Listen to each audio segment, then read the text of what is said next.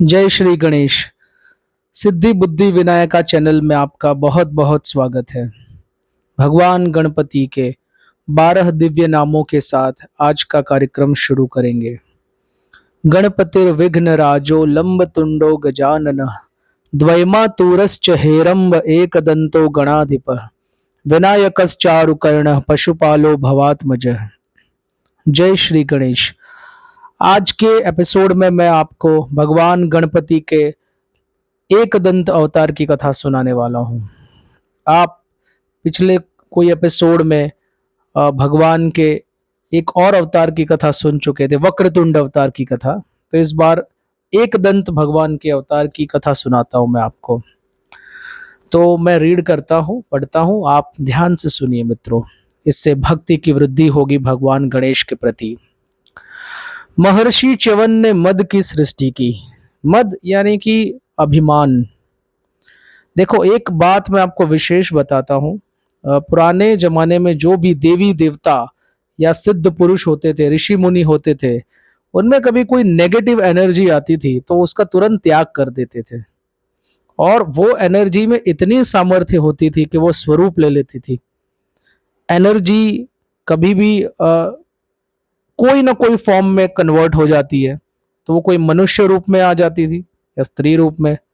तो महर्षि च्यवन ने जब ये मद की सृष्टि की, यानी कि उनसे जो मद उत्पन्न हुआ, उसने एक पुरुष का स्वरूप लिया और उसने महर्षि के चरणों में प्रणाम किया, क्योंकि वो एनर्जी उन्हीं से उत्पन्न हुई थी। तो अब उनकी अनुमति से महर्षि च्यवन ने उन्हें कहा कि आप पाताल में जाकर शुक्राचार्य जी, दैत्य गुरु के पास आप जाइए और उनसे मिलिए। वो आगे का काम दिया उन्होंने।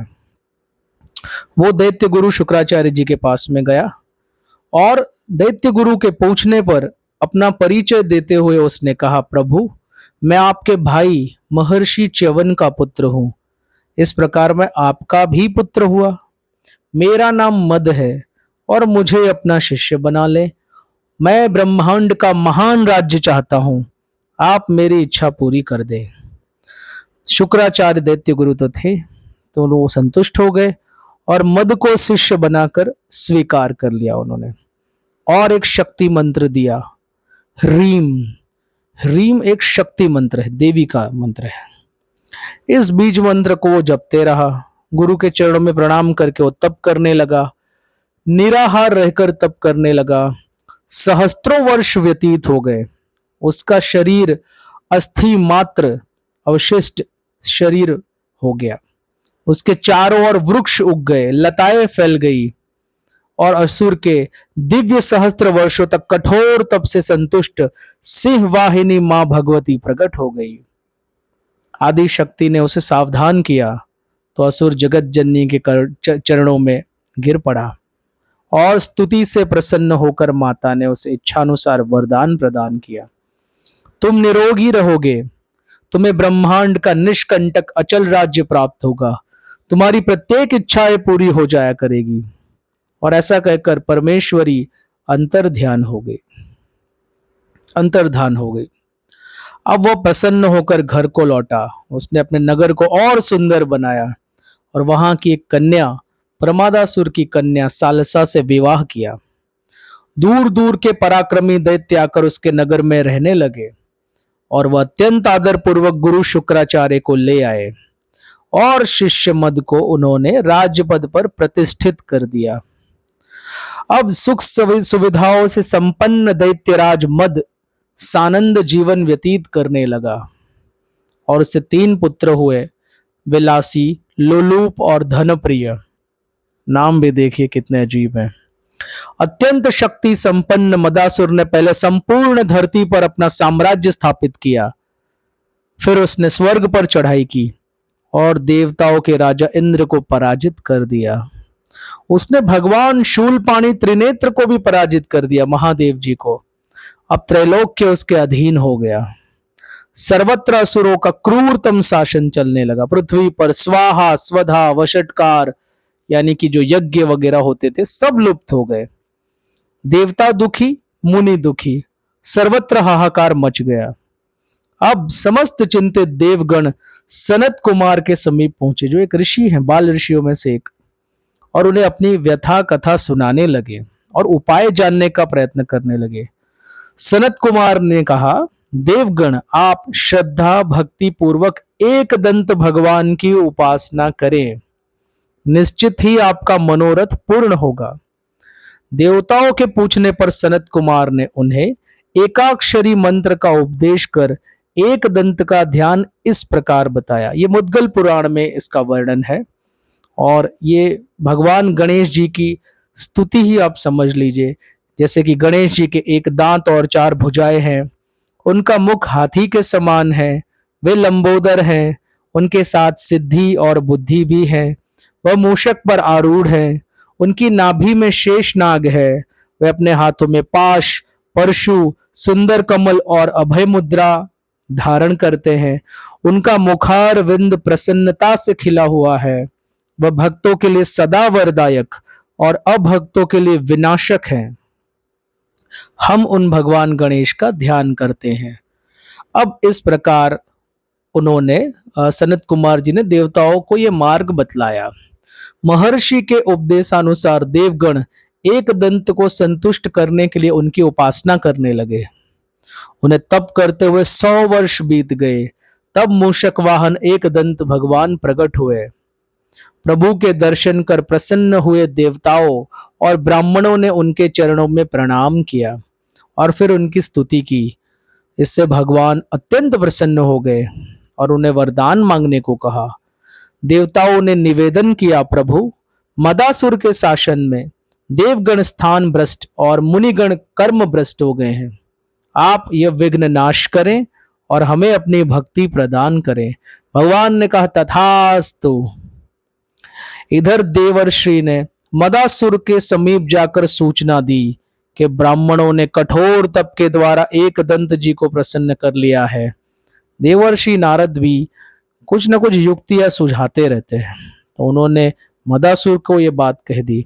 ब्राह्मणों ने भगवान एक दंत को प्रसन्न किया है और भगवान एक दंत ने तो वरदान भी दे दिया है, अब वह तुम्हारा प्राण हरण करेंगे।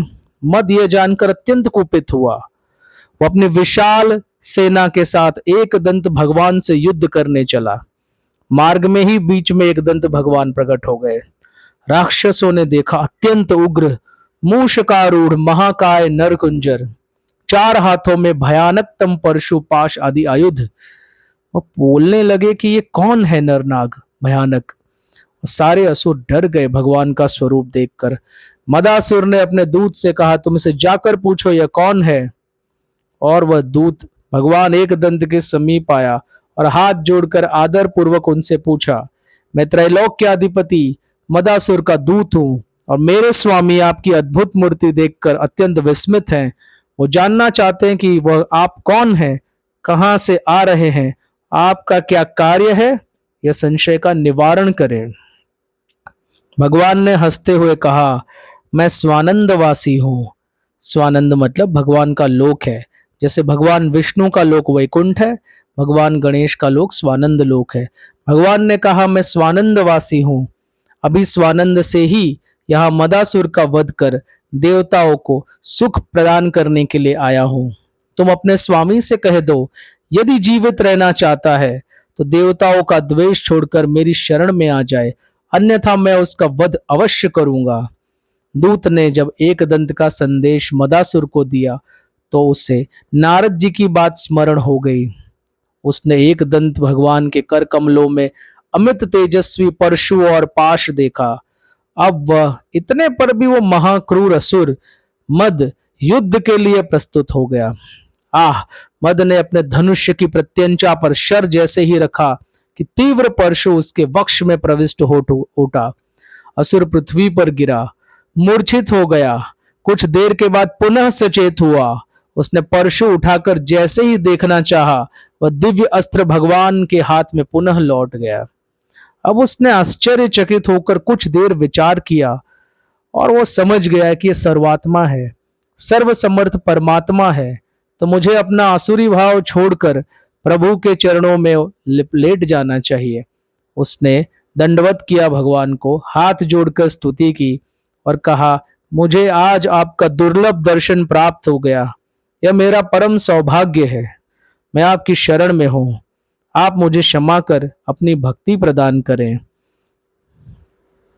बस भगवान ने तो उसे, भगवान प्रेम देखते हैं, समर्पण देखते हैं तो प्रसन्न हो जाते हैं।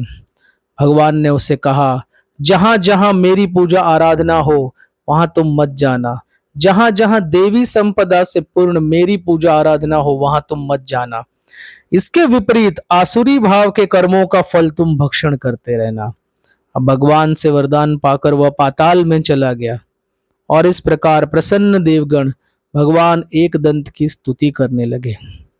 यही भगवान एक दंत की कथा है। एक और छोटी कथा आपको बताता हूं। एक बार भगवान विष्णु ने एक दंत भगवान की उपासना की और भगवान ने प्रसन्न होकर मणि रत्न चिंतामणि उन्हें दे दी। यही चिंतामणि सचीपति यानी कि इंद्र ने विष्णु भगवान के अवतार करदम मुनि के पुत्र महामुनि कपिल को दी। प्रसिद्ध गणासुर ने बलात् यानी कि बल जबरी से यह मणि महर्षि कपिल से छीन ली। अब कपिल भगवान ने पुनः प्रार्थना की तो गणेश भगवान उनके आश्रम पर आए और गणासुर का शिरच्छेद कर दिया और वापस वह मणि पुनः कपिल देव को लौटा दी। और मुनि कपिल तो महाविरक्त थे। उन्होंने यह चिंतामणि अत्यंत आदर पूर्वक त्रैलोक्य पावन भगवान एक दंत के गले में पहना दी। तो यह भगवान का एक दंत अवतार है और ये उसकी कथा है। ये मुद्गल पुराण में इसका वर्णन है। आपको इसे सुनकर प्रसन्नता मिली होगी और भक्ति मिली होगी। आगे के एपिसोड में मैं आपको भगवान के महोदर अवतार की कथा सुनाऊंगा। तब तक हमारे चैनल को सब्सक्राइब कर लीजिए और हमारे संग भगवान की अनन्य लीलाओं को ध्यान करिए, आनंद लीजिए। जय श्री गणेश।